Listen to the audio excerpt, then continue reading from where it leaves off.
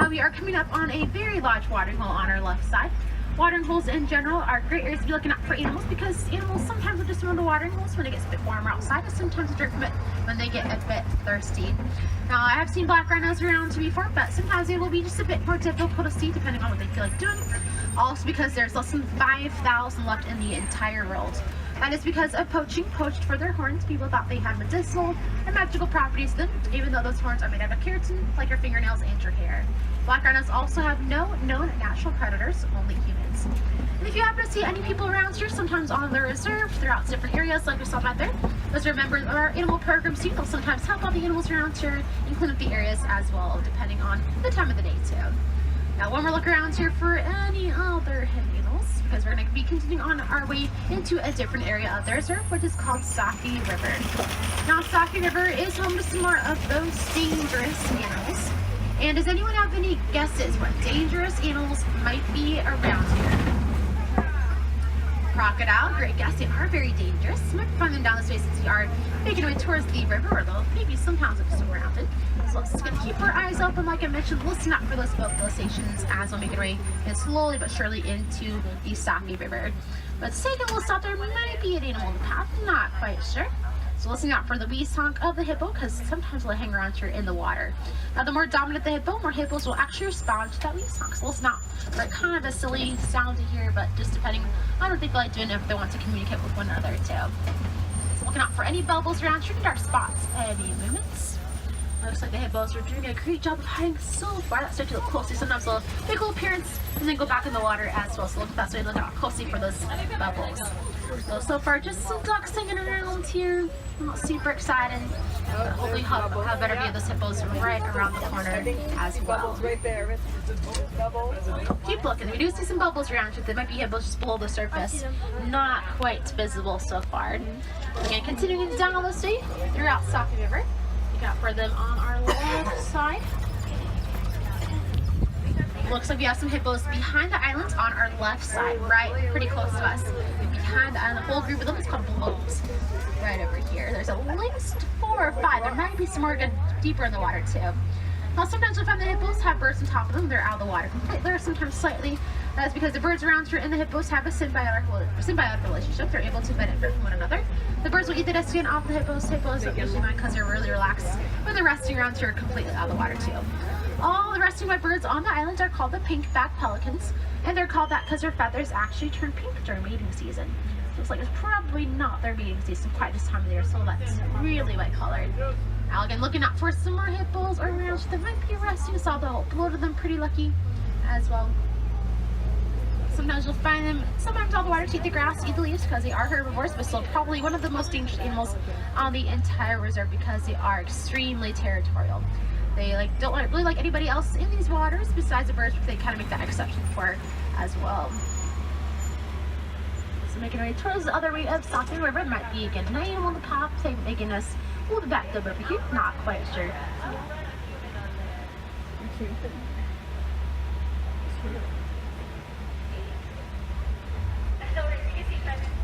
So let's take one more look around here. Now slowly but sure looking out for some more of those hippos. Oh, we do have a view of a baby hippo and an adult hippo. They're pretty close to us, but on the island, the mother is awake, moving a bit. Oh, looks like she's kind of defending, kind of protecting the little baby as well, keeping it nice and close to her. Now this baby hippo, again, 50,000 pounds when it's born. First hippo born on the reserve in 13 years, so pretty exciting. So one up today, looks like she are on our view. There we go, beautiful view of it. It's pretty cute, pretty tiny. We have a view of some Nile crocodiles on our left side. These Nile crocodiles can live to be over 40 years, and their jaws are so strong they can crush the bones of their prey. Make sure you are on your seat for me, please. On your seat. On your seat. Thank you so much. Now these Nile crocodiles can sometimes with their mouths open. That's how they release heat out of the bodies when it's a bit warmer outside. You can also tell the difference between a crocodile and an alligator just by the shape of their mouth. So got some great luck back over there in Safi River. We are on our way into the savannah, and the savannah is home to many animals like the giraffe, the Ankole cattle, the springbok, the wildebeest, just to name a few of the animals we might be seeing around here. The animals on the savannah are very active during the daytime, also just as active as it gets dark out. Certain animals at nighttime, they're able to nurse and even have babies. But before we officially make our way into the savannah, we're going to take a quick little stop. There is a large tree on this right side that has 3 names. And it's called the baobab tree, the tree of life, and the upside down tree. Called that because the very top of it, those little branches look a lot like roots. They only have leaves for around 3 months of the year, and they're full of water. Sometimes you'll find larger animals like the elephants trying to poke holes in it with their trunks to get the water out. Like the elephants will do that. They're especially thirsty, so it's kind of like a version of a really big juice box for them. Now we're officially entering the savannah. Take a good look around here. One of my favorite spots on the entire reserve. You can see how wide and open it is, especially as the sun is about to set. Looks like it's really amazing views around here. Now from here you can see some wildebeest are going to be pretty close to us. The giraffes are farther out there in the distance, so eventually getting over there. I do see some Patterson's elands, so again just a beautiful view. Taking it all in up here too. Now the wildebeest are their great animals. They're found in closely packed groups. They're actually found in the most closely packed groups of mammals outside of humans. When the wildebeest are born, they have to learn how to walk within 15 minutes, and if they don't learn how to walk within those 15 minutes, they're left behind by the group. A little sad thing about the harsh too. Also very close to us. Look on the left side. This is an adult male Patterson's eland. Make sure to keep your hands inside the truck. Quick little stop. Looks like he's very hungry. He's also able to jump 6 to 8 feet in the air at a sitting position. Pretty impressive since he are just so massive. Looking out for more of them as we continue right past that adult. And the wildebeest around here, and koi cattle in the background, they're kind of a little difficult because they're way over there. Hopefully get another angle to see them as we continue around here too. So again, back corner, you know, the large horns are those koi cattle. So around here again, the wildebeest. Pretty active around here. They spend a lot of the day eating the grass, so they're kind of like the natural lawnmowers of their reserve. Get the grass and nice and trim around here. And at 10, they will sleep in rows. That way, if any sort of predator comes up to them, can get up really fast without tripping over each other, having space to move around as well. They also take turns or shifts, circling the group of wildebeest, looking out for any predators that might be coming their way. They're the white-bearded wildebeest because they have those white beards, and most of them do. Some of them are a gray color, maybe a black color, but kind of just a general name. And they're related to the warthogs. You might be seeing later on. Different area, others are both pretty hairy and great animals over here too. Now we're looking on our left side, possibly is, top of the den. I do see a spotted hyena, but it's walking down the den. So we're gonna hope we get another view of it as we get a bit close to it. Looks like there might be another one around here too. Now these spotted hyenas, which walking right towards us, they're born with emerging teeth and open eyes. The lowest ranking female hyena is higher in status than the highest ranking male hyena. They can make up to 20 different vocalizations, including a wolfing sound, howling, maniacal laughing, and this one looks like it's trying to take a little nap inside the den and a little pile pace. It might be just trying to get nice and comfortable around here, get a nice little spot over here. And the other one I was looking out for maybe some of that food as well.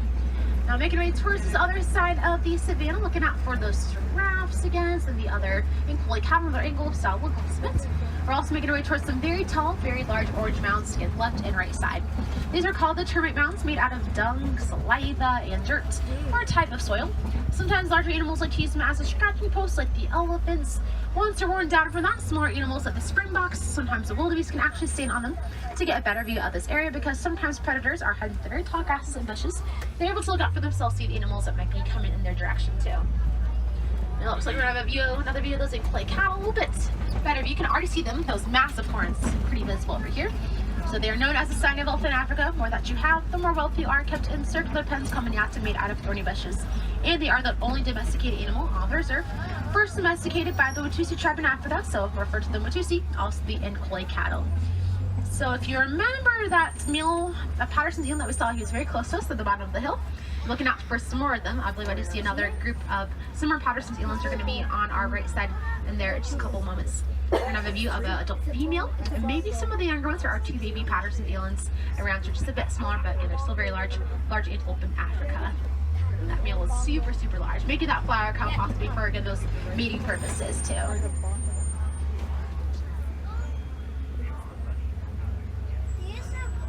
So we're gonna have another better angle to see those koi cattle again on that right side.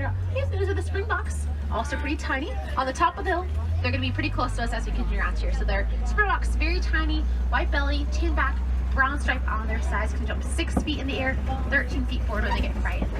Again, just so small. Here are those koi cattle, the wildebeest again. Again, the massive horns are those koi cattle. Beautiful animals, pretty impressive, but luckily for them, those horns are almost hollow. It'd be quite a headache if they could weigh a whole bunch. Here's a better view of the springboks and the super tiny animals, but also among the top 10 fastest animals. When they jump that 6 feet in the air and 13 feet forward, it's called pronking. Pretty cool sight, but also gonna have to get frightened first, so not quite sure when that will happen. So looks like they're also spending all their day eating all the grass around here. They're surrounding us. The top of the hill, on the bottom of the hill as well, and they are super tiny compared to the other animals. Also pretty cute too. Very, very fast. Now, if you look in the bushes on our right side, there's a Patterson's elands, kind of behind this bush in the tree. So one female Patterson eland behind there. One of the bushes, actually the two of the bushes are the two babies. So they're just pretty close to one another, hanging out. Two siblings over there. And looking out, oh, I do see a giraffe. It's going to be on our right and left side. So almost making our way towards those giraffes, active throughout the entire day and nighttime, because they sleep for an average of 30 minutes a day. That's really all they need, broken down into a couple minute naps sometimes, couple seconds sometimes, to stay energized as well. Now, if you look closely, the one in the center on the right side might be a younger giraffe. Might be one of the babies on that right side, walking around through all those trees. Now, as it gets dark out, they'll actually hang around through all the trees, camouflage. Because as it gets dark out, sometimes when they stand by the trees, behind the trees, predators don't know it's a giraffe or what is a tree. So, yeah, we have a wild African bunny on our left side on the ground. It's very rare, so look close. It's pretty cute. There you go, it's natural habitat.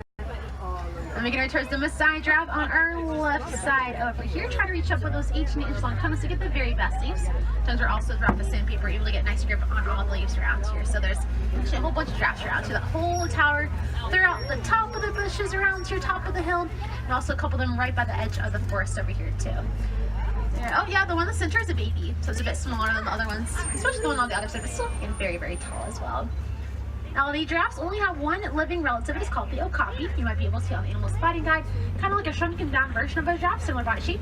But if you're looking on the outside, the okapi also has a super long tongue, like the giraffes, but their tongues are so long, they're able to lick their own eyeball and clean out their ears. Kind of girls, pretty interesting and helpful, and they are wild animals. Now, directly ahead of us on the right side, there is a tree that is knocked down. And this tree that is knocked down is a great, so you might be finding some elephants around here. So elephants are large and strong, and sometimes they'll knock down trees if they feel like it. Looks like an elephant did that earlier this week. We have some knocked down trees. And further down the corner, we're going to have a beautiful view of a male elephant. Now, I can tell he's male because he's by himself. Males live by themselves, or in a loose group with other males like a bachelor bird. He's also very dirty on his backside. That's a lot of dirt that's on his back. Because they have sensitive skin, by throwing the dirt on their back, they can cool their bodies down, create a sort of natural sunscreen, and create that barrier too. So again, he's right over there, eating all the hay, picking up with his trunk, grabbing it all. Let's continue around. So we're looking out for some more elephants around the sea. Hopefully get another view of this elephant. He was kind of in a little back corner over here. Maybe more visible throughout the bushes too. Now they'll also cool their bodies by swimming around in the water and that we just passed by. So view of his backside. So pretty close to us. Great photo. There we go. Looks like he's also pretty relaxed, moving his tail back and forth, enjoying the beautiful weather. Now we're going to continue on forward and hopefully find some more elephants around. So this time a large group of the adult females. So we might be seeing some younger ones as well, depending on where they are. Because elephants do become a bit more inactive as it gets dark out. They have those early bedtimes. But before we get to those elephants, we are first coming up on a bridge. And this bridge looks a little creaky. We have to go on it anyway. If you saw that there, that road is closed. This is our only option to find them. There was actually an incident on this bridge just a couple of weeks ago. But no worries, I think we fixed it since then. Or at least put some duct tape on it, something. So we should be good to go. Start crossing our fingers. Never know what's gonna happen. Looks like it worked. We are safe and sound officially in elephant country. Keeping our eyes out on this left side for that large group of the adult females. Pretty active around here today. Also very social with one another. Hopefully get some good interaction between those elephants. Before it gets to looks like we have been around here, at least recently, some markings on the walls on both sides over here. Now the elephants like to eat this red clay as a way to get nutrients that they don't get from the rest of their regular diet. And they eat around 300 pounds of food each every day. A lot of the grass around here, plants, parts of trees, roots, and hay. So we'll be doing that right around the corner, looking closer for any movements around here. Elephants are also afraid of bees. Farmers in Africa had a problem with elephants eating their crops, so they put a whole bunch of beehives around those crops. And that solved their problem right away. The elephants stalked straight up and quickly turned around once they saw them. It was then a great situation for the farmers. They could benefit from the honey they produced from those beehives. So again, like I said, they are more inactive as it gets darker out, so cross our fingers, hopefully maybe find a couple of those females around here. And a great view of that male as well, pretty close to us. Now, elephants are also one of those animals that have been a bit more difficult to see lately. An average of 96 elephants are poached every single day. That's about 1 elephant every 15 minutes. Elephants are also facing habitat loss and conflict with humans from the mining of coltan, which is used in the production of our small electronics, including our phones. Now, a really easy way we're able to help out the elephants is just by recycling your phones after you are done using them. Hopefully, in turn, the mining of coltan can be reduced. You can have elephants around here for many years to come and for those future generations. So, we'll be hidden around here throughout the forest, and keep your eyes open for them as well. Now, sometimes, again, you'll find them splashing around here in this water hole. They are super good at swimming, too. And you can tell the difference between an African and an Asian elephant just by their ears. Asian elephants have much smaller ears compared to the elephants. Nice span for them too. Now past this area, we're gonna have some flamingos on our left side. These are the greater flamingos, and they are the lightest shade of pink of all flamingos. They get that color from their diet. They eat a lot of shrimp, which is full of carotene, and that makes their feathers turn pink. When the flamingos are found in a group like this one, it is called a flamboyant, which I think is pretty fitting for them. It's a fun word to say too. Takes them quite a while to get those pink feathers, because they're actually born with great feathers. To eat a lot of shrimp first. Quite a long process for them too. So looks like they might be feeding, looking out for some of the fish and some of the shrimp in the water. Let's take one more look at this pretty active flamboyance of flamingos, because we still have a lot of other animals to see on our safari today. We've had some great looks so far. Active animals, pretty cool. So just moving around here, and especially start to listen out for those vocalizations as we go right to this other side of Riverside. Just passing by right over here at the top of the coast on the left side. Making our way towards a couple of waterbucks right over here. Kind of brown animals. Now these waterbucks are almost waterproof, almost completely waterproof. They're able to produce a smelly oil, makes this coat waterproof too. So they're pretty hungry, looks like. Now sometimes you'll find them around here hanging out with the other animals, pretty good friends with the other animals. And including the white rhinos sometimes like to roll around in the mud pit in the center when they get a bit warm outside, sometimes just relax. And as look out for them, you can't exactly miss them since they are that 4,000 to 5,000 pounds. And as look out for them, they're not actually white as you might think because of their name, white rhino. The white rhinos get their name from the Afrikaans word white, which means wide, and that just refers to how wide their mouths are. As look out for them, we're also making our way into cheetah territory. We might be finding some cheetahs around here, so we'll see, and working on the team to spot some of them too. Now they're usually more active during the daytime compared to night because they do their hunting during the daytime. Because of that, they've developed a teardrop-shaped mark in the corner of their eye that helps prevent glare hunts, like a version of sunglasses. Also very fast, able to run about 60 miles per hour in just 30 seconds. So one look around here, if they are a bit hidden, deep into the forest, back in the areas of the forest, looks like they might be a bit difficult to see. But no worries, we're going to continue on forward and hopefully find another cat found in this area.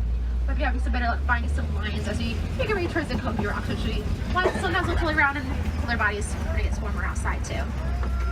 So looking around for 3 lions around here, 2 females and 1 male. The females do the majority of the hunting, and they like to hunt in groups because their prey is usually faster than they are. They have fast digestive systems, so they're able to eat a lot one sitting and go back for seconds right after if they would like to.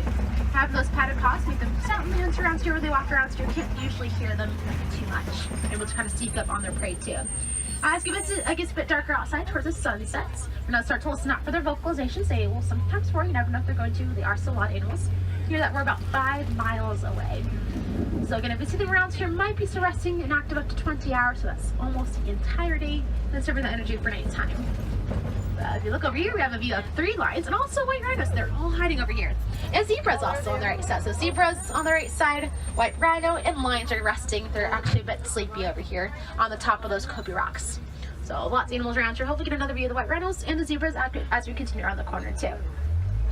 Looks like might be one female who's a bit more awake than the other ones. The other ones are a bit tired though.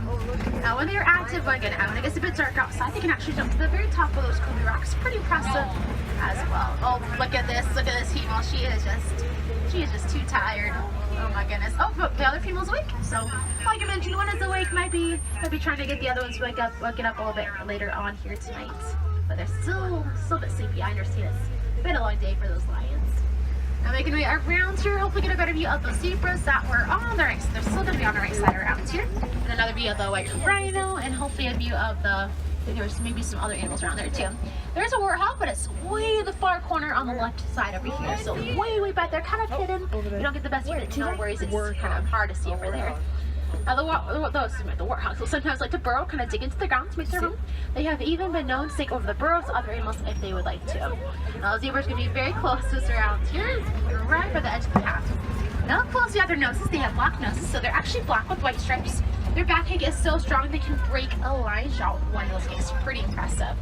Their stripes are kind of like a fingerprint. Stripes are, each of the zebras are pretty unique and different. Now there's also lots of eggs below the tree, right by the zebra. Those are ostrich eggs. Now they can leave those eggs wherever they would like to without worrying about them. They're so strong you can stand on them without them breaking. And they're around 3 pounds each. One of those eggs is the equivalent to 2 dozen chicken eggs. But I probably would not mess with an ostrich or any of its eggs just with the zebras. Their kick is also so strong. They're able to harm a predator, like a lion, and very fast, able to run about 40 miles per hour at those top speeds. They might be hanging around here deep in the forest, a bit too difficult to see. So far, looks like it. But no worries, we are on our way into Magadi Glen. And Magadi Glen is more of an aquatic environment. It is also one of the most recent additions to the reserve. Because of that, you never exactly know what animals are going to be around here, what exactly they are going to be doing. Like I just mentioned, it is aquatic, so looking out by the water around here, any water around here the animals might be trying to look out for some food in or even drink from. Now on the right side in the pond, right by the edge of it, are 2 very large white birds.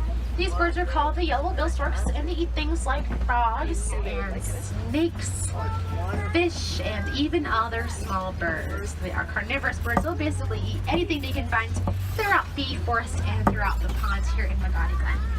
So one look around this area because we are now on our way back to the village, and I hope all of you were able to see a lot of your favorite animals around here on our safari. Now lots of fun things to do at nighttime here at Animal Kingdom. You can check out Pandora. Once it gets darker out, it becomes bioluminescent. So the ground glows, the plants glow, amazing sight to see. Even if you just take a little walk around to make your way out of the park, definitely recommend that. There will be 2 showings of Riverside Light tonight. The first one at 8:45, second one at 10 o'clock, right when the park closes at 10 o'clock. If you have a fast pass, you're going to enter right by Exhibition Everest in Asia. For standing by, you're going to enter right in Dinolands. I'd recommend going about 10 to 15 minutes early if you want to get a really good spot. We don't have fireworks with the animals pretty close to us and they have sensitive hearing. What was everyone's favorite animal they saw on our safari here tonight? Got a great view of some of those hippos, some of the white rhinos, great view of the lions. They're still a bit sleepy, but beautiful view of them as well.